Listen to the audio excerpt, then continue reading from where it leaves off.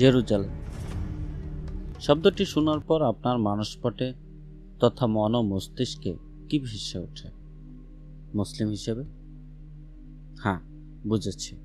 আমি নিজেও মুসলিম, সুতরাং আমার আপনার বেড়ে ওঠা পরিবার, সমাজ ব্যবস্থা ও ধর্মীয় পারিপার্শ্বিকতা আপনাকে, আমাকে কিংবা তার আগের ও পরের প্রজন্মগুলোকে যে ধারণা দিয়েছে তাই তো। আর তা হলো বায়তুল মুকাদ্দাস, নবী করিম সাল্লাল্লাহু আলাইহি সাল্লামের মিরাজ গমনের স্থান, ওমর রাদিয়াল্লাহু তাআলা আনহু এর প্রথম জেরুজালেম বিজয়ের বিখ্যাত ঘটনা, কিংবা সুলতান সালাহউদ্দিন আইয়ুবের ক্রুশের যুদ্ধে পবিত্র এই নগরী পুনর্বিজয়ের সেই মাহেন্দ্রক্ষণগুলোর কথা। আমরা জানি, পবিত্র মক্কা মুকাররমা ও মদিনা মুনাওয়ারার পরেই যদি আমাদের কোনো পবিত্র স্থান থাকে তা হলো জেরুজালেম। এবং আমাদের মুসলিমদের এই নগরীর উপর ঐতিহাসিক ও ধর্মীয় দৃষ্টিকোণ থেকে অধিকার প্রতিষ্ঠিত। নিঃসন্দেহে আমাদের জাতিগতভাবে এই নগরীর প্রতি ধর্মীয় ভাবাবেগ ও সকল ধর্মচর্চার অধিকার রয়েছে। ঠিক তেমনি যদি উদারনৈতিকভাবে দেখি, তাহলে আরও দুটো ধর্মীয় জাতিগোষ্ঠীর একই নগরীতে ধর্মচর্চার অধিকার রয়েছে। যেমনটি হযরত ওমর রাদিয়াল্লাহু তাআলা আনহু তার শাসন আমলে সম্পূর্ণ স্বাধীনতা দিয়েছেন, ঠিক তেমনি সুলতান সালাহউদ্দিনও তা অব্যাহত রেখেছিলেন। তাহলে এর ব্যত্যয় কোথায় হলো? যাই হোক, আজকে আমি আপনাদের এ যাবৎকালের পৃথিবীর লিখিত ইতিহাসের সবচেয়ে দীর্ঘ ও প্রাচীনতম সংঘাত স্থল নিয়ে আলোচনা করব। হ্যাঁ, তা অবশ্য একজন লেখকের বইয়ের গবেষণা কর্ম থেকে উৎসাহিত ও অনুপ্রেরিত। তার লেখার মৌলিকত্ব বজায় রেখে আপনাদের সামনে তুলে ধরার চেষ্টা করব। বইটির নাম হচ্ছে ওয়ান সিটি থ্রি ফেটস, আর লেখকের নাম ক্যারন আর্মস্ট্রং। এই বইটি থেকে অনুপ্রাণিত আমার আজকের প্রতিবেদন বা ডকুমেন্টারিটি নাম হচ্ছে জেরুজালেম, আব্রাহামীয়দের তীর্থনগরী। বন্ধুরা, বইয়ের মলাটে আপনাদের স্বাগত। বিগত 1 থেকে 1.5 মাস ধরে আপনাদের জন্য কোনো কন্টেন্ট তৈরিতে ধারাবাহিকতা বজায় রাখতে ব্যর্থ হয়েছি, সেজন্য আন্তরিকভাবে দুঃখ প্রকাশ করছি। তবে এখন থেকে আপনাদের জন্য অভিনব উপায়ে কন্টেন্ট দিতে প্রচেষ্টা অব্যাহত রাখবো ইনশাল্লাহ। আশা করছি বরাবরের মতো আপনারা সমর্থন দিয়ে পাশে থাকবেন, লাইক, কমেন্ট, শেয়ার ও সাবস্ক্রাইব করে আমাকে আপনাদের জন্য নতুন নতুন কন্টেন্ট তৈরিতে উৎসাহ যোগাবেন। তো বন্ধুরা, শুরু করছি জেরুজালেম, আব্রাহামীয়দের তীর্থনগরী। আজকে পড়ছি এটির প্রথম পর্ব।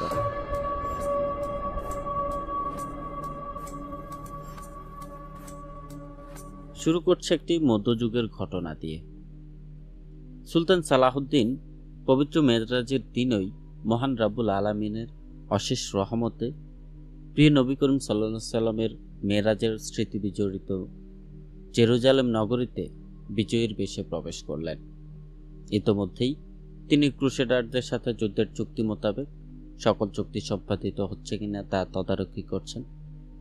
এমত অবস্থায় এক খ্রিস্টান রমণী কাঁদতে কাঁদতে সুলতান সালাহউদ্দিন আইয়ুবের দ্বারস্থ হলেন। হে সুলতান, এক ক্রুসেডার আমার সন্তানকে আমার কাছ থেকে ছিনিয়ে নিয়ে গেছে। সুলতান কাল বিলম্ব না করে নিজেই ঘোড়া ছুটিয়ে সেই ক্রুসেডারকে চিহ্নিত করলেন এবং তার থেকে উক্ত রমণীর সন্তানকে ফিরিয়ে আনলেন। সত্যি অসাধারণ।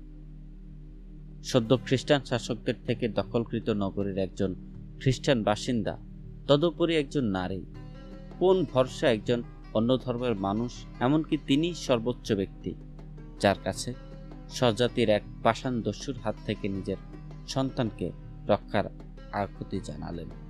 কতটুকু ভরসার পাত্র ছিল সেই সময়ের মুসলিম শাসকগণ, আসলেই ভাবান্তর পাওয়া যায় না। যাই হোক, লেখক ক্যারন আর্মস্ট্রং একজন খ্রিস্টান হয়ে এভাবেই বলতে শুরু করেন। প্রবল শক্তি নিয়ে জেরুজালেমের ওপর আশ্রে পড়েছিলেন ক্রুসেড বাহিনী, কিন্তু তাদের পতন হলো কেন? তারা যীশু খ্রিস্টের বাণীকে গ্রহণ করেনি। তারা ভয়ঙ্কর খুনি মনোবৃত্তি নিয়ে মুসলিমদের ওপর ঝাঁপিয়ে পড়েছিল। জয়ও তারা পেয়েছিল, কিন্তু শেষ পর্যন্ত শোচনীয় পরাজয় বরণ করতে হয়েছিল। তার মধ্যে ক্রুসেড ছিল ভয়ানক, ভীতিকর, বিপজ্জনক ও ব্যয়বহুল। তিনি আরো বলছেন, আমি অন্য কোনো জায়গার চেয়ে জেরুজালেমেই সবচেয়ে বেশি সফর করেছি। এ স্থানে ইতিহাস থাকে, বর্তমানের ব্যক্তিতে। যে কোনো বিরোধপূর্ণ এলাকার ক্ষেত্রে বিষয়টি সম্ভবত প্রযোজ্য। তবে 1983 সালে আমি যখন কাজ করতে প্রথমবারের মতো জেরুজালেম যাই, তখনই নগরীটি আমাকে প্রবলভাবে আকৃষ্ট করেছিল। প্রথমত এর প্রতি নিজের প্রতিক্রিয়ার শক্তি দেখে অবাক হয়েছিলাম। একেবারে শৈশব থেকে দাউদ নবী বা কিংবা বলতে পারেন ডেভিড বা যিশু সম্পর্কে যেসব কাহিনী শুনে আসছিলাম, আমার জীবনের কল্পনাপ্রবণ বাস্তবতায় থাকা সেই স্থানে হাঁটতে পারাটা ছিল অবাক করা বিষয়। তরুণ নান হিসেবে ধ্যানমগ্ন থাকার সময় মনে গেঁথে থাকা বাইবেলের ছবি ভাবার শিক্ষা দেওয়া হয়েছিল আমাকে। ফলে গেটসম্যান, গার্ডেন, অলিভেস কিংবা ভায়া ডেলোরোসা মনের ভেতর থেকে বের হয়ে এলো। এখন প্রতিদিন ওইসব এলাকা দিয়ে যাতায়াতের সময় আবিষ্কার করেছিলাম যে প্রকৃত স্থানটি অনেক বেশি বিশৃঙ্খল ও বিভ্রান্তিকর। উদাহরণ হিসেবে বলতে পারি, আমাকে হজম করতে হলো যে জেরুজালেমে ইহুদি ও মুসলিমদের কাছেও অত্যন্ত গুরুত্বপূর্ণ। ঢোলা হাতার জামা পরা ইহুদিদের বা কঠোর দর্শন ইসরায়েলি সৈন্যদের ওয়েস্টার্ন ওয়ালের পাথরে চুমু খেতে দেখে, কিংবা মুসলিম পরিবারগুলোকে সবচেয়ে ভালো পোশাক পরে হারামাল শরীফে জুমার নামাজ পড়তে দেখে আমি প্রথমবারের মতো ধর্মীয় বহুত্ববাদের চ্যালেঞ্জ সম্পর্কে সচেতন হলাম। লোকজন একই নিদর্শন সম্পূর্ণ ভিন্ন ভিন্নভাবে দেখতে পারে। আমার জেরুজালেমে তারা ছিল পুরোপুরি অনুপস্থিত, অথচ এসব লোকের প্রত্যেকেই যে তাদের পবিত্র নগরীর সাথে সম্পৃক্ত তাতে কোনো সন্দেহ নেই। কিন্তু তারপরও নগরীটি আমারও হয়ে গেছে। 20 শতকের জেরুজালেমের সাথে আমার প্রথম প্রত্যক্ষ অভিজ্ঞতার সময় আমার পুরনো বাইবেলিক ছবি সার্বক্ষণিক মিশে আছে। যেভাবেই হোক না কেন, আমার জীবনের সবচেয়ে গুরুত্বপূর্ণ মুহূর্তগুলোর সাথে সম্পৃক্ত জেরুজালেম আমার স্বকীয় পরিচিতিও গড়ে দিয়েছিল। অবশ্য ব্রিটিশ নাগরিক হিসেবে নগরীর ওপর আমার কোনো রাজনৈতিক দাবি ছিল না। অবশ্য জেরুজালেমে আমার নতুন সহকর্মী ও বন্ধুদের তা ছিল। আবারও বলছি, ইসরায়েলি ও ফিলিস্তিনিরা আমার সামনে যুক্তিতর্ক উপস্থাপন করার সময় অতীত ঘটনাবলীর তরতাজাভাবে বিরাজ করতে দেখে হতবাক হয়েছে। সবাই অনেক সময় একেবারে নিখুঁতভাবে 1948 সালে ইসরায়েলি রাষ্ট্র সৃষ্টি, 1967 সালের 6 দিনের যুদ্ধ পর্যন্ত ঘটনাগুলো বলতে পারত। আমি প্রায়ই লক্ষ্য করেছি যে অতীত নিয়ে এসব ভাষ্য কেন্দ্রভূত রয়েছে এই প্রশ্নের ওপর যে ওই প্রথম কাজটি কে করেছে, কারা প্রথম সহিংসতার আশ্রয় নিয়েছিল, জায়নবাদীরা না আরবরা, কারা প্রথম ফিলিস্তিনের সম্ভাবনা দেশটিকে উন্নত করার সম্ভাবনা লক্ষ্য করেছিল, জেরুজালেমে প্রথমে কারা বাস করত, ইহুদিরা না ফিলিস্তিনিরা। গোলযোগপূর্ণ বর্তমান নিয়ে আলোচনা উঠলে ইসরায়েলি ও ফিলিস্তিন উভয় পক্ষই সহজাতভাবেই অতীতের দিকে ফিরে যায়। বিতর্ক চলে ব্রোঞ্জ যুগ থেকে মধ্যযুগ হয়ে 20 শতকে। আবারও বলছে, ইসরায়েলি ও ফিলিস্তিনিরা বেশ গর্বভরেই আমাকে তাদের নগরী দেখিয়েছিল। প্রতিটি স্মারক সৌধই সংঘাত সৃষ্টি করেছিল।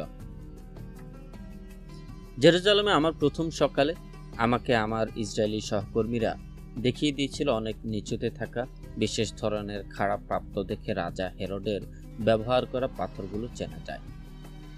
এসব পাথরই দৃশ্যপটে ইসলামের আগমনের অনেক অনেক আগে, সেই খ্রিস্টপূর্ব প্রথম শতকে জেরুজালেমে ইহুদিদের অস্তিত্ব থাকার সর্বব্যাপী ও স্থায়ী প্রমাণ হিসেবে ব্যবহৃত হয়। পুরনো নগরীর নির্মাণ কর্মীদের অতিক্রম করার সময় আমাকে বারবার বলা হয়েছে ওসমানীয়রা তাদের শাসনকালে কত চরমভাবে নগরীটিকে অবহেলা করেছিল।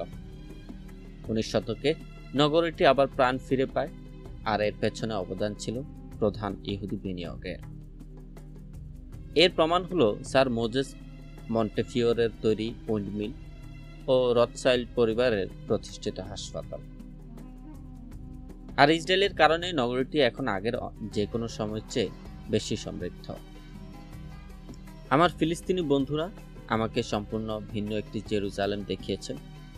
তারা জেরুজালেমের প্রতি মুসলিমদের দায়বদ্ধতার প্রমাণ হিসেবে হারামাল শরীফের চমৎকারিত্ব এবং এর চারধারে মামলুকদের নির্মিত নান্দনিক মাদ্রাসা দেখায়। তারা খ্রিস্টানদের বিরুদ্ধে জেরুজালেমকে রক্ষার জন্য জেরিকোর কাছে নবী মুসার উপাসনালয়, কাছাকাছি নির্মিত উমাইয়া আমলের প্রাসাদগুলোও দেখায়। আমরা যখন একবার বেথেলহেমে যাচ্ছিলাম, তখন আমার ফিলিস্তিনি মেজবান গাড়িটি রাস্তার পাশে অবস্থিত রাচেলের কবর দেখাতে থামালেন। তিনি আবেগপূর্ণভাবে বললেন, ফিলিস্তিনিরা কয়েক শত বছর ধরে এই ইহুদি উপাসনালয়ের পরিচর্যা করছে। তাদের এই পুণ্য কাজের বিনিময়ে কেবল তিরস্কার পেয়েছেন। একটি কথা বারবার ঘুরে ফিরে আসছিল, এমনকি চরম সেকুলার ইসরায়েলি ও ফিলিস্তিনিরা পর্যন্ত উল্লেখ করেছিল, জেরুজালেম তাদের জনসাধারণের কাছে পবিত্র। ফিলিস্তিনিরা নগরটিকে বলে আল-কুদস বা পবিত্র নগরী, কিন্তু ইসরায়েলিরা তাচ্ছিল্য ভরে এই দাবি প্রত্যাখ্যান করে বলে জেরুজালেম প্রথমে ইহুদিদের কাছেই পবিত্র নগরী হিসেবে পরিচিত পেয়েছিল। এটি মুসলিমদের কাছে মক্কা ও মদিনার মতো গুরুত্বপূর্ণ বিবেচিত হয়নি কখনোই। তাহলে এই প্রেক্ষাপটে পবিত্র শব্দটির মানে কি? ভ্রমপ্রবণ মানুষে পরিপূর্ণ এবং সবচেয়ে অপবিত্র কর্মকাণ্ডে ভরপুর স্রেফ একটি নগরী কিভাবে পবিত্র হতে পারে? কেন ঘোষিত যুদ্ধংদেহী নাস্তিক ইহুদিরাও পবিত্র নগরী নিয়ে ভাবে? ওয়েস্টার্ন ওয়াল পুরোপুরি দখল করার ব্যাপারে এত আগ্রহী? অবিশ্বাসী কোনো আরব যখন মসজিদ আল আকসায় প্রথমবারের মতো দাঁড়ায়, তখন কেন সে কান্নায় ভেঙে পড়ে? খ্রিস্টানদের কাছে নগরটি কেন পবিত্র তা আমি অনায়াসেই দেখতে পাই। কারণ জেরুজালেমেই যিশুর মৃত্যু ও সমাধি থেকে উত্থান হয়েছিল। এই নগরী এই বিশ্বাসের জন্ম প্রত্যক্ষ করেছেন। কিন্তু ইহুদি ও ইসলাম উভয় ধর্মের গঠনমূলক ঘটনাগুলো ঘটেছে জেরুজালেম থেকে অনেক অনেক দূরে। সিনাই উপত্যকায় কিংবা আরবের হিজাজে উদাহরণ হিসেবে বলা যায়, যেখানে ঈশ্বর মুসাকে কিতাব দিলেন এবং ইসরায়েলের সাথে তার চুক্তি করলেন, সে মাউন্ট সিনাইয়ের বদলে কেন জেরুজালেমের মাউন্ট জায়ন ইহুদিদের কাছে পবিত্র হলো? স্পষ্টভাবেই বলা যায়, এটি ধরে নেওয়া ভুল হবে যে পাপমোচন ইতিহাসের ঘটনাবলীর সাথে তথা মানুষের সাথে ঈশ্বরের যোগাযোগের পৌরাণিক ভাষ্যের সাথে সম্পৃক্ততার উপর কোনো নগরীর পবিত্রতা নির্ভর করে। পবিত্র নগরী বলতে কি বোঝায় তা খুঁজতেই আমি এই বইটি লেখার সিদ্ধান্ত নিয়েছি। আমি যা আবিষ্কার করেছি তা হলো, জেরুজালেমের সাথে পবিত্র শব্দটি তেমন ভাবনা চিন্তা না করে অবাধে সংযুক্ত করা হলেও বাস্তবে বিষয়টি বেশ জটিল।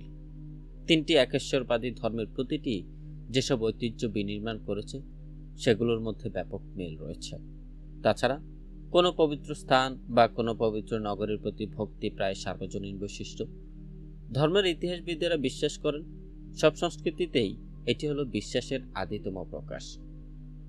লোকজন যেটিকে পবিত্র ভূগোল হিসেবে অভিহিত করেন, বিশ্বের বৈজ্ঞানিক মানচিত্রে এর কিছুই করার নেই।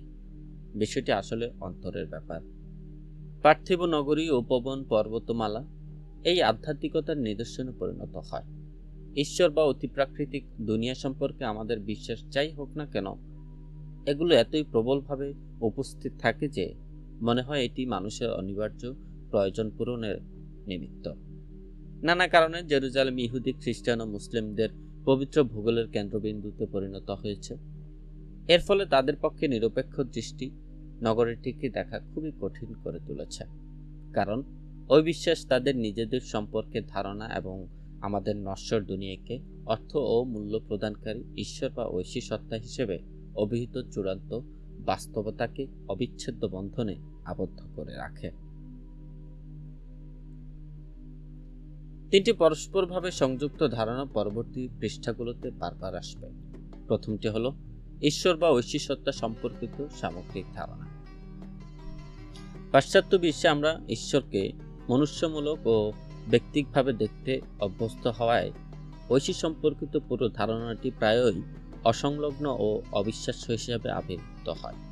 ঈশ্বর শব্দটিতে অতি সরলতা এবং তার নামে অনেক অগ্রহণযোগ্য কাজ হয় বলে অনেকের কাছে তা প্রত্যাখ্যাত। এ কারণে এর বদলে ঐশী সত্তা পরিভাষাটির ব্যবহারই অনেক সহজ। বিশ্ব নিয়ে বিশ্লেষণের সময় মানুষ সবসময় অস্তিত্বের কেন্দ্রে থাকা অতিলৌকিক ও আধ্যাত্মিক অভিজ্ঞতার মুখে পড়ে। তারা মনে করে পরিভাষাটি তাদের সাথে এবং প্রাকৃতিক বিশ্বের সাথে গভীরভাবে সম্পর্কিত। তাদের মতে পরিভাষাটি কেবল এখানেই সীমিত না থেকে আরো অনেক দূরে ছড়িয়ে যায়। আমরা তাকে ঈশ্বর, ব্রাহ্মণ বা নির্বাণ যে নামেই ডাকি না কেন, অতিলৌকিকতা মানব জীবনেরই অংশবিশেষ। আমাদের ধর্মতাত্ত্বিক মতামত যাই হোক না কেন, আমরা সবাই এই ধরনের কিছু জিনিসের অভিজ্ঞতা লাভ করেছি। কখনো সুন্দর কোনো কবিতা পড়ে, কখনো চমৎকার গান শুনে আমরা নিজেদের মধ্যে থেকেই ক্ষণিকের জন্য নিজেদের ছাড়িয়ে গেছি। আমরা এই অভিজ্ঞতা খুঁজে ফিরি। উদাহরণ হিসেবে বলা যায়, চার্চ বা সিনাগোগ বা অন্য কোথাও এই অভিজ্ঞতা না পেলে অন্য স্থানে যাই। ঐশী সত্তার অভিজ্ঞতা লাভ করা যায় অনেকভাবে। ভয়, ভীতি, উদ্দীপনা, শান্তি, ভয়ঙ্কর কিছু ও নৈতিক কার্যক্রমের মাধ্যমে তা জেগে ওঠে। এটি আমাদের সম্পূর্ণভাবে আরও পূর্ণাঙ্গ সম্প্রসারিত অভিজ্ঞতা প্রতিনিধিত্ব করে, আমাদেরকে পূর্ণাঙ্গ করে তোলে। এটি কেবল চরম বা অতি অস্বাভাবিক শক্তি নয়, এটি আমাদের নিজের ভেতরে অনেক গভীরে লুকিয়ে আছে। তবে নান্দনিক অভিজ্ঞতার মতো ঐশী সত্তাকে অনুভব করার জন্য পরিচর্যার প্রয়োজন হয়। আমাদের আধুনিক সেকুলার সমাজে এটি সবসময় অগ্রাধিকার না পাওয়ায় অনেক অব্যবহৃত সামর্থ্যের মতো এটিও শুকিয়ে যায়। যেসব সমাজ অনেক বেশি ঐতিহ্যবাদী, সেখানে ঐশী সত্তাকে উপলব্ধি করার সামর্থ্য অতি গুরুত্বপূর্ণ বিবেচিত হয়। সত্যিকার অর্থে ঐশী অনুভূতি ছাড়া লোকজন অনেক সময় বেঁচে থাকাকেই মূল্যহীন মনে করে। এর আংশিক কারণ হলো মানুষ সবসময় দুনিয়াকে বেদনাপূর্ণ স্থান হিসেবে মনে করে। আমরা প্রাকৃতিক বিপর্যয়, মৃত্যু, বিলুপ্ত হওয়া, অপরদের অবিচার ও নৃশংসতার শিকার হই। ধর্মীয় অনুসন্ধানে সবসময় শুরু করা হয় এই ধারণা দিয়ে যে কিছু একটা ভুল হচ্ছে। বৌদ্ধ এই কথাটাই বলেছেন, অস্তিত্বই অস্বাভাবিক বিষয়, আমাদের কষ্ট দেয়। এমন অভিন্ন আঘাত ছাড়াও আমরা সবাই ব্যক্তিগত মর্মপীড়ায় আক্রান্ত হই, যা অগুরুত্বপূর্ণ বিপর্যয় মনে হলেও পুরোপুরি বিধ্বস্ত করে দেয়। পরিত্যক্ত হওয়ার অনুভূতি, যেমন ঘনিষ্ঠ স্বজনের মৃত্যু, বিবাহ বিচ্ছেদ, বন্ধুত্বের অবসান কিংবা এমনকি প্রিয় বস্তুকে হারানো অনেক সময় অপরিহার্য ও সর্বলৌকিক সংকটের মতো অভিজ্ঞতা সৃষ্টি করে। অনেক সময় এই ভেতরের রোগটি বিচ্ছিন্নতার অনুভূতি হিসেবে প্রকট হয়ে ওঠে। মনে হয় আমাদের জীবন থেকে কিছু হারিয়ে যাচ্ছে। অস্তিত্ব মনে হয় একেবারে তুচ্ছ বিষয়, অসম্পূর্ণ ব্যাপার। আমাদের মধ্যে এমন অপরিণত অনুভূতিও থাকে যে জীবনের কোনো মানেই নেই এবং মৃত্যুর মধ্যে আমাদের কল্যাণ নিহিত রয়েছে। এমনকি যদিও বিষয়টি যৌক্তিকভাবে বোঝাতে পারি না, হারানোর এই অনুভূতি বিভিন্নভাবে সামনে আসে। যমজ আত্মবিষয়ক প্লেটনিক ধারণার সৃষ্টি করে। আমাদের মনে হতে থাকে জন্মগ্রহণ করার মাধ্যমে আমরা বিচ্ছিন্ন হয়ে গেছি। হারানো স্বর্গের সার্বজনীন কল্পকথায় আমরা মজে থাকি। আগের শতকগুলোতে নারী পুরুষেরা এই বেদনা থেকে মুক্তি পেতেই ধর্মের দিকে চলেছিল। ঐশী সত্তার মধ্যেই মুক্তির উপাদান খুঁজছে। পাশ্চাত্যে আজ লোকজন অনেক সময় মনসমীক্ষণের আশ্রয় নিয়ে থাকে। এতে আরও বৈজ্ঞানিক অবয়বে আদি বিচ্ছিন্নতার এই অনুভূতি প্রকাশ করে। ফলে এটি গর্ভকালীন স্মৃতি এবং জন্মের বেদনাদায়ক কষ্টের সাথে সম্পৃক্ত বিষয়। অবশ্য নিজেরাই এটিকে বেছে নিয়েছে। পবিত্র স্থানের প্রতি ভক্তি নিবেদনের কেন্দ্রে যা রয়েছে তা হলো আলাদা হওয়ার ও কারোর সাথে পুনর্মিলনের আকাঙ্ক্ষা। দ্বিতীয় যে ধারণাটি নিয়ে আমরা অবশ্যই আলোচনা করব তা হলো মিথের প্রশ্ন। লোকজন যখন ঐশী সত্তা নিয়ে বা মানব অস্তিত্বের বেদনা নিয়ে কথা বলার চেষ্টা করে, তারা তখন যৌক্তিক নিরপেক্ষ দৃষ্টিতে তাদের অভিজ্ঞতা প্রকাশ করতে পারে না, বরং তারা পৌরাণিক কাহিনীর আশ্রয় গ্রহণ করে। এমনকি আত্মা অনুসন্ধানের তথাকথিত বৈজ্ঞানিক অনুসন্ধানের পথিকৃত হিসেবে পরিচিত ফ্রাউড ও জাং পর্যন্ত অন্তরাত্মার বিষয়টি প্রকাশের চেষ্টার সময় ক্লাসিক্যাল জগতের মিথ বা ধর্মের দ্বারস্থ হয়েছেন। তারা আসলে তাদের নিজেদের মধ্যে মতো করে নতুন মিথ গড়ে নিয়েছেন। বর্তমান মিথ শব্দটি আমাদের সংস্কৃতিতে মূলত অনেক হারিয়ে গেছে। অনেক সময় এটি সত্য নয় এমন ঘটনা বোঝাতে এই পরিভাষা প্রয়োগ করা হয়। স্রেফ মিথ বলে ঘটনাগুলোকে খারিজ করে দেয়া হয়। জেরুজালেম নিয়ে বিতর্কের ক্ষেত্রে বিষয়টি নিশ্চিতভাবেই সত্য। ফিলিস্তিনিরা দাবি করে রাজা দাউদের প্রতিষ্ঠিত ইহুদি রাজ্যের কোনো প্রত্নতাত্ত্বিক প্রমাণ নেই এবং সুলাইমানের টেম্পলের কোনো চিহ্নও পাওয়া যায়নি। ইসরায়েল রাজ্যের উল্লেখ্য সমসাময়িক কোনো গ্রন্থ নেই, আছে কেবল বাইবেলে। ফলে এটি যে স্রেফ মিথ তাই মনে হতে থাকে।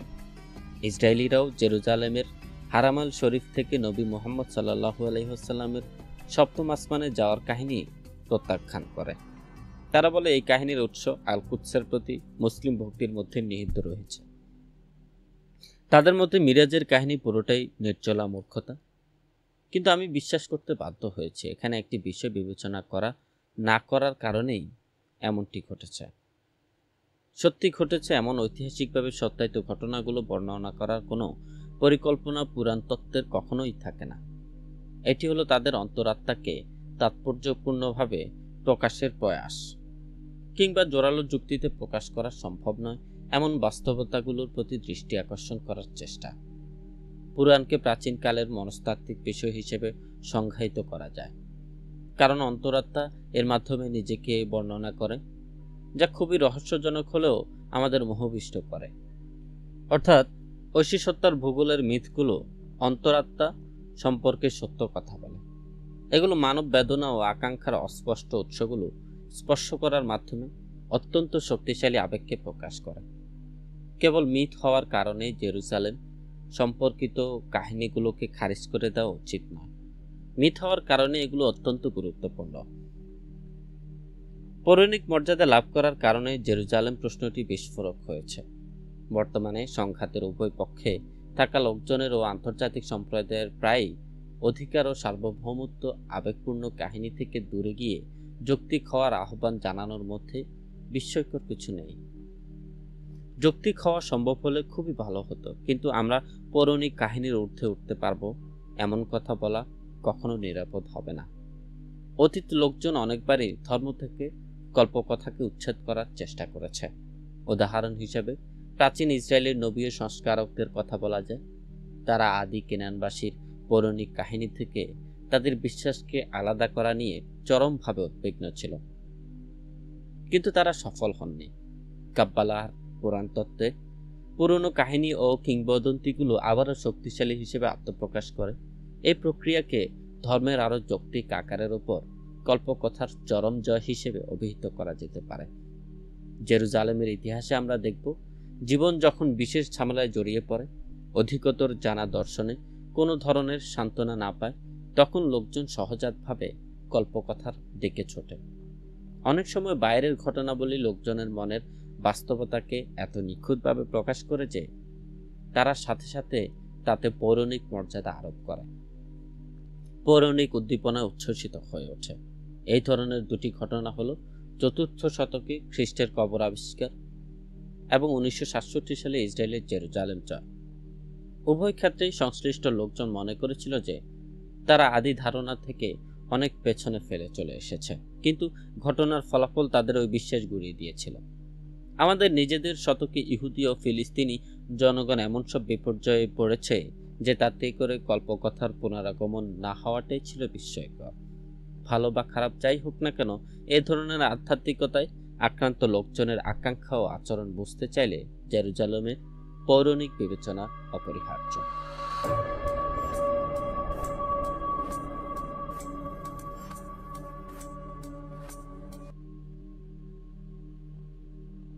বন্ধুরা, লেখক ক্যারন আর্মস্ট্রং জেরুজালেম নগরীকে বর্ণনা করতে গিয়ে এমন একটি মনস্তাত্ত্বিক অবস্থার মধ্য দিয়ে যাচ্ছেন, আপনি যদি সত্যি মনোযোগ দিয়ে শ্রবণ করেন এবং লেখনীতে ব্যবহৃত শব্দগুলোর ন্যূনতম পারিভাষিক অর্থ অনুধাবন করেন, তাহলে আপনাকে, আমাকে, এমনকি পৃথিবীর সকল মানুষকে তিনি একটি সূক্ষ্ম আহ্বান করতে চাচ্ছেন।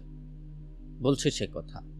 তবে তিনি সে কথা শুরু করেছেন নিজের জেরুজালেম ভ্রমণের বিস্তারিত ধারা বিবরণী দিয়ে, যেখানে তিনি নিজেই একজন খ্রিস্টান হয়ে উক্ত নগরীর মুসলিম ও ইহুদিদের নগরী সম্পর্কে বর্ণিত স্ব ধারণা নিয়ে কিছুটা উৎসুক হলেন।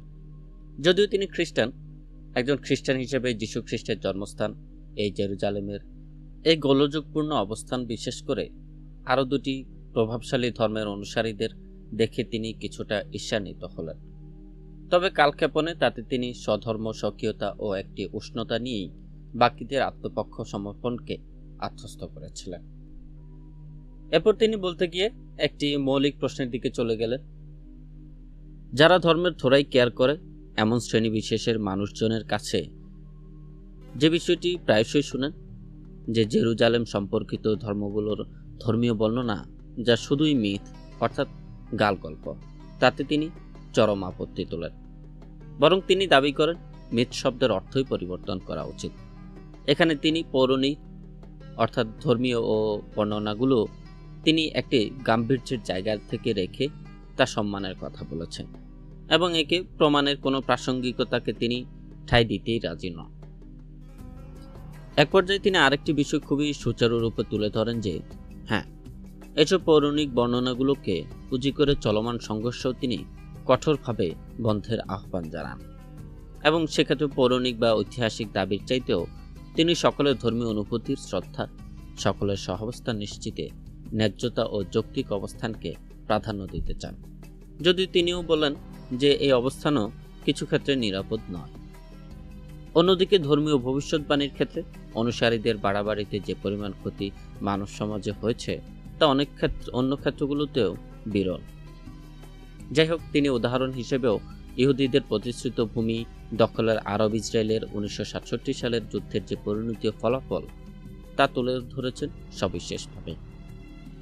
আর্মস্ট্রং আরেকটি গুরুত্বপূর্ণ বিষয় তার লেখায় নিয়ে আসেন, আর তা হল মানুষের ধর্মচর্চার উপযোগ্যতা। কেন মানুষ ধর্ম পালন করে? হ্যাঁ, বিষয়টি খুবই জটিল ও বিপদসংকুল, তবে তিনি কোনো ধর্মেরই ঐশী ব্যাখ্যাকে তুলে ধরেননি এখানে। তিনি স্বাভাবিক মানবিক কার্যকারণই অনুমান করতে চেষ্টা করেছেন, যেখানে তিনি বলেন দুনিয়াবী সকল মন্দ, অন্যায়, অন্যায্যতা, অপকর্ম, অত্যাচার, নির্যাতন থেকে মুক্তি বা ব্যক্তি পর্যায়ের মনস্তাত্ত্বিক অবস্থার সাদৃশ্যহীন সমীকরণগুলোর মেলবন্ধন ঘটানোই মানুষকে ধর্মীয় বা ধার্মিক বানায় এবং জীবনের কোনো না কোনো পর্যায়ে মানুষ সেই ঐশ্বরিক অনুভূতির সাথে মিল করে মনুষ্যতার গণ্ডিকেও পার করেন। যাই হোক বন্ধুরা, আসলে বইয়ের মলার চ্যানেলে এই বইটি পড়তে পারাতে আসলে নিজেকেও ধন্য মনে করছে, কারণ মুক্তভাবে চিন্তার জগতে নতুন কিছুর বিষয়ের সাথে আসলে পরিচয় করতে পারা তা এই বইটির মাধ্যমেই সম্ভব হচ্ছে। বিশেষ করে পবিত্র নগরী সম্পর্কে গতানুগতিক সকল ব্যাখ্যাই মোটা দাগে শুনেছি, তবে এই বইটি সম্পূর্ণ নতুন আঙ্গিকে আপনাকে ভাবতে বাধ্য করবে। তাই আপনাদেরকেও আমন্ত্রণ জানাবো, নিজে তো শুনবেনই, পরিবার পরিজনকেও বইটি শুনতে শেয়ার করে দেবেন। ধন্যবাদ। শুরু করছি বাকি অংশ।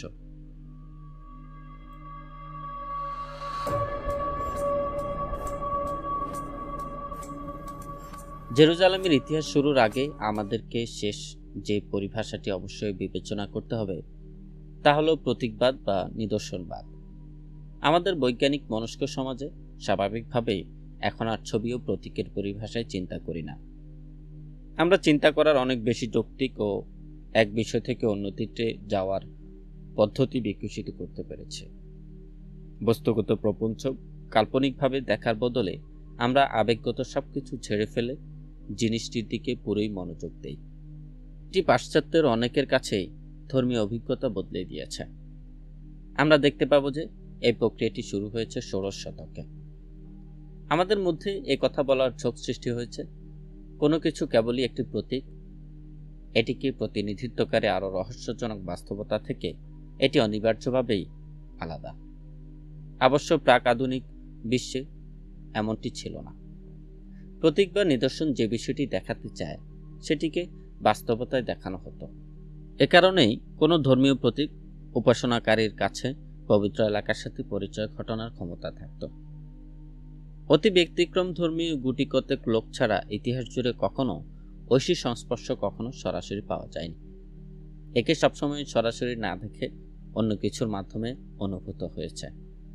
ফলে ঐশী সত্তাকে নারী বা পুরুষ যেভাবেই হোক না কেন মানবীয় অবয়বে দেখা হয়ে ঐশী অবতারে পরিণত হয়েছে।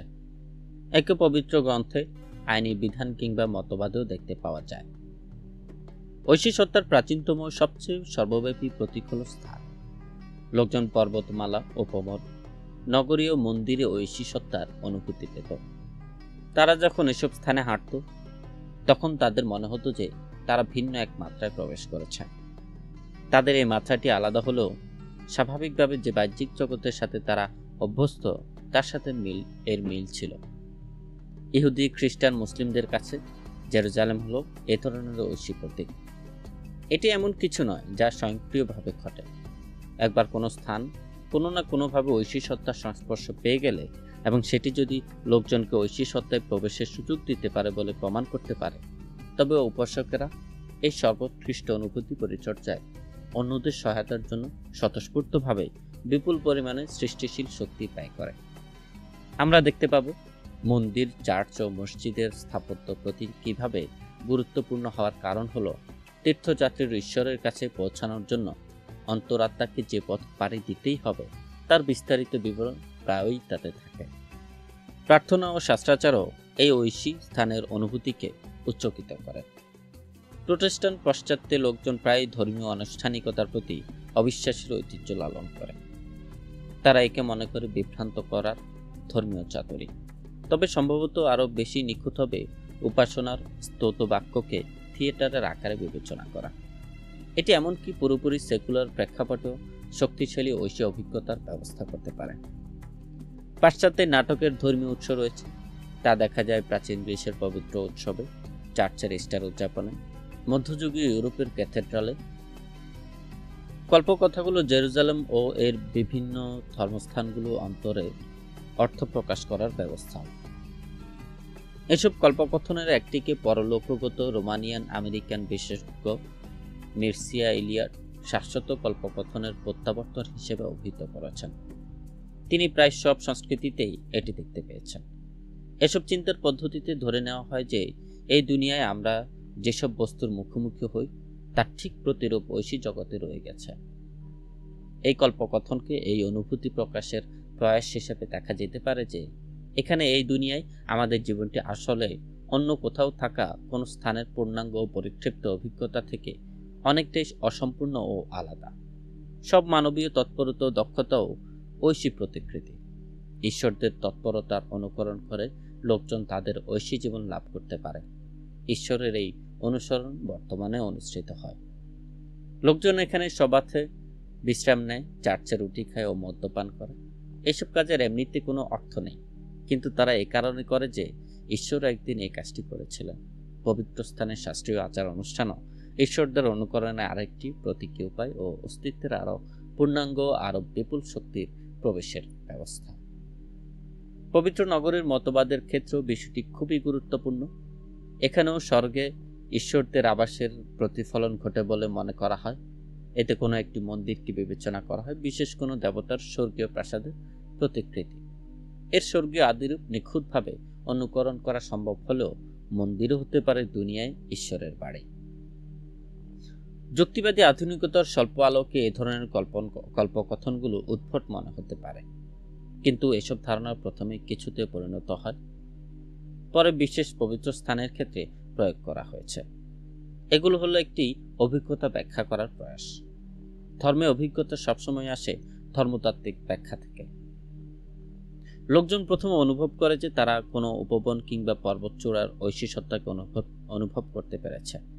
অনেক সময় স্থাপত্য, সঙ্গীত, প্রার্থনা, নান্দনিক অবয়বও ঐশী সত্তাকে অনুভব করতে সহায়তা করে। পরে এটি তাদেরকে ছাড়িয়ে নিয়ে যায়।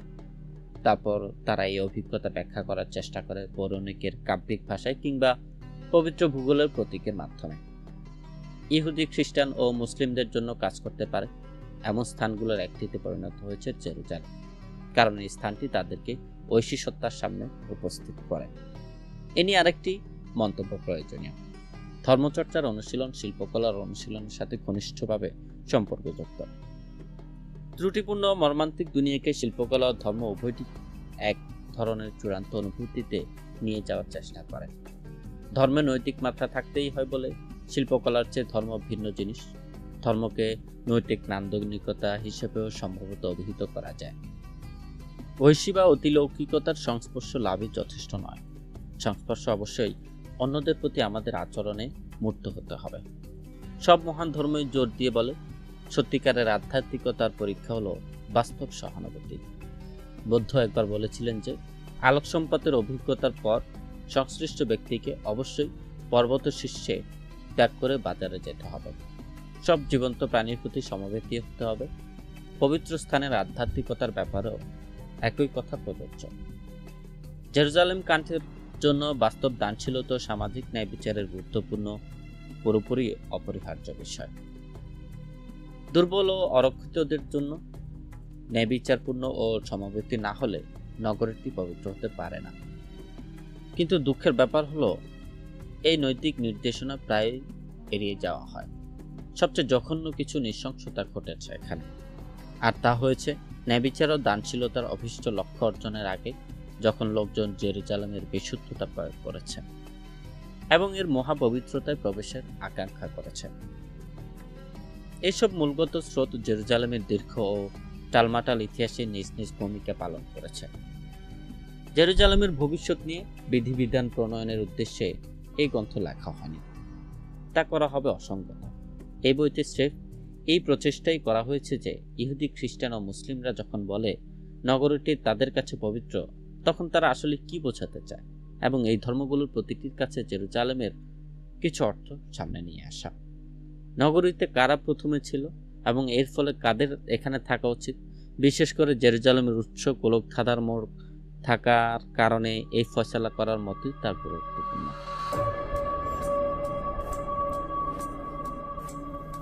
সত্যি আপনাকে নতুন করে ভাবতে বাধ্য করছে লেখক ক্যারন আর্মস্ট্রং। হ্যাঁ, তত্ত্বকথা গলদকরণ কষ্টসাধ্য, কিন্তু আপনার আমার প্রতিনিয়ত জীবনের ছোট বড় সকল ঘটনা কিংবা কর্মকাণ্ডের মতোই জেরুজালেম কিংবা ফিলিস্তিন প্রশ্ন আমাদের সাথে সম্পর্কযুক্ত। এবার তিনি আরেকটি পয়েন্ট ব্যাখ্যার চেষ্টা করেছেন, মানুষের সাথে নিদর্শন কিংবা ধর্মীয় প্রতীক স্থাপনার সম্পর্ক কি। খুবই গুরুত্বপূর্ণ একটি মৌলিক বিষয় হলো মানুষের সাথে নিদর্শন কিংবা ধর্মীয় প্রতীকের সম্পর্ক। যেমন পবিত্র মক্কা নগরী ও মসজিদ হিসেবে পবিত্র হারাম শরীফ মুসলিম হিসেবে আমাদের সাথে কতটুকু গুরুত্বপূর্ণ তার বলার অপেক্ষা রাখে না। তেমনি যখন একজন সনাতনী তার কাছে কাশী বিশ্বনাথ কতটুকু মাহাত্ম্য রাখে, কিংবা ইহুদি খ্রিস্টানদের স্ব নিদর্শন স্থাপনা ও স্থান যা ধর্মীয় বিভিন্ন বর্ণনায় পাওয়া যায় কিংবা মনীষীদের সাথে সম্পর্কিত, তা অনেকটাই গুরুত্বপূর্ণ। তেমনি বর্তমান সেকুলার রাষ্ট্রীয় সমাজ ব্যবস্থায় যে কোনো ধরনের পুরাতত্ত্ব তথা প্রত্নতাত্ত্বিক নিদর্শন নতুনভাবে শিল্পকলা নামে পরিচিত, যদিও তা প্রায় অনেক ক্ষেত্রেই বর্তমান বিদ্যমান ধর্মগুলোর সাথে যোজন যোজন দূরত্ব বজায় রাখে। তথাপিও রাষ্ট্রগুলো ও সংশ্লিষ্ট সংস্থাগুলো খুবই যত্ন সহকারে সেগুলোকে সংরক্ষণ করছে। অনেক ক্ষেত্রে তার জন্য সংঘাতেও জড়িয়ে পড়ছে বিভিন্ন পক্ষগুলো। যাই হোক, এমত অবস্থায় তিনি জেরুজালেমের বিশেষত্বকে আরও গাঢ়ভাবে বোঝাতে গিয়ে বলেন, হ্যাঁ, এখানে তিনটি প্রভাবশালী ধর্মীয় গোষ্ঠীর অনেক গুরুত্বপূর্ণ স্থাপনা ও নিদর্শন এমনভাবে অবস্থিত যা সকল পক্ষগুলোকে বারবার সংঘাতের দিকে ঠেলে দিচ্ছে এবং বহুকাল ও শতাব্দীর পরিক্রমায় তা ভয়ানক রূপে আবর্তিত হচ্ছে। যখন কোনো ধর্মীয় ব্যাখ্যায় ঐশী অনুভূতির জন্য বিশেষ কোনো স্থাপনা, পর্বত, বন ও ভবনকে সংখ্যায়িত করা হয়, কিংবা ধর্মীয় মনীষীদের গুরুত্বপূর্ণ নিদর্শনার অংশ হিসেবে পরিগণিত হয়, আর তা ক্ষেত্রবিশেষে মানুষকে ঐশ্বরিক চেতনার সাথে গভীরভাবে সম্পর্কযুক্ত করে, তখন মানুষ তার পরিবার, তৎকালীন ও তৎপরবর্তী ধর্মীয় ইমাম, পুরোহিত, ধর্মযাজক, সমাজ, এমনকি বৃহৎ আকারে রাষ্ট্রতা সংরক্ষণ ও তা গুরুত্বপূর্ণ ও গুরুত্ববর্ধনে ভূমিকা রাখেন। যাই হোক বন্ধুরা, আজ এই পর্যন্তই। বইয়ের মলাট চ্যানেলের জেরুজালেম আব্রাহামীয়দের তীর্থনগরী ডকুমেন্টারির পরবর্তী পর্ব দেখার আমন্ত্রণ জানিয়ে শেষ করছি। আশা করছি আপনারা উপভোগ করছেন। শত ব্যস্ততায়ও আপনাদের জন্য কন্টেন্ট তৈরির একমাত্র উৎসাহ হচ্ছে আপনাদের অফুরন্ত সমর্থন। সুতরাং বরাবরের মতোই বলবো, বইয়ের মলাট চ্যানেলটি লাইক, কমেন্ট, শেয়ার ও সাবস্ক্রাইব করে পাশে থাকবে। ধন্যবাদ।